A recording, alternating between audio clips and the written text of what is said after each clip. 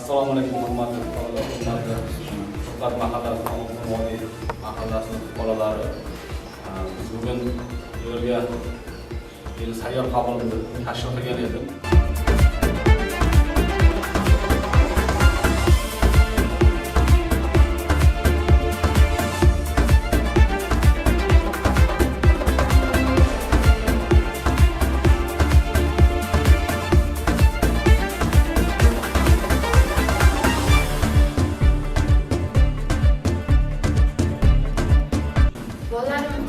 Davlat bog'chasiga boradi. Frunzan bog'chasiga 15-metr bog'chaga boradi. Hozir bu yoqqa ko'chirishim uchun bitta sharoit bo'lmayapti-da. Nima sharoit bo'ldi?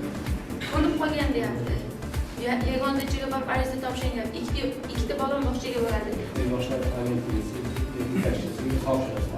yetakilab borib, arizasini berdirib, javobini olib, bog'chaga joylashib, menga videosini qilib, menga kechirim olib borasan.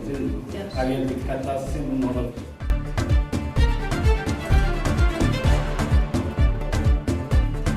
O'tgan yili mashinka olganmiz, o'zimizga qo'shimcha yana mahsulot mashinka, o'zimiz kerak narsalarni olishga kredit masalasi bo'yicha murojaat qilgandik mahallaga. Qilaman degan odamlar, mana shu yoqlar. Omma yo'q, mahalla obod bo'ladi. Omma